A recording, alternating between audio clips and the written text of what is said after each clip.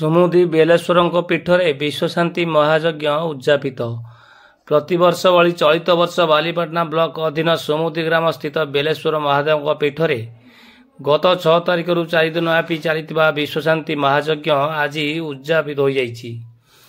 ଏହି ଅବସରରେ 6 ତାରିଖରେ କୁଶଭଦ୍ରା ନଦୀରୁ 108 କଳସ ଶୋଭାଯାତ୍ରା ଏବଂ ସନ୍ଧ୍ୟାରେ ଅକୁଳାରୋପଣ ପୂଜାବିଧି ଅନୁଷ୍ଠିତ ହୋଇଥିଲା। 7 ତାରିଖରେ ସୂର୍ଯ୍ୟ ପୂଜା ଏବଂ ଅଗ୍ନିସ୍ଥାପନ ବିଧି ଅନୁଷ୍ଠିତ ହୋଇଥିଲା।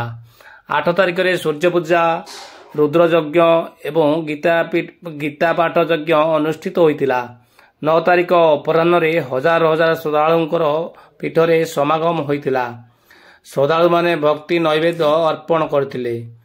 ସନ୍ଧ୍ୟା 5ଟା ସମୟରେ ଯଜ୍ଞ ନାରାୟଣଙ୍କ ପୂର୍ଣ୍ଣାହୁତି ଏବଂ ପୁଷ୍ପାଞ୍ଜଳି ବିଧି ସମ୍ପନ୍ନ ହୋଇଥିଲା। ପିଲାଙ୍କ ମନୋରଞ୍ଜନ ଲାଗି ମୀନା ବଜାର, ମିକି ମାଉସ, ରାମଦୋଳି, ଖସଡ଼ା ଆଦିର ବ୍ୟବସ୍ଥା ହୋଇଥିଲା। ଲୋକଙ୍କ ଗହଳି ଯୋଗୁଁ ବିଭିନ୍ନ ମନୋହରୀ ସାମଗ୍ରୀ କାରବାର ବେଶ ଜମିଥିଲା।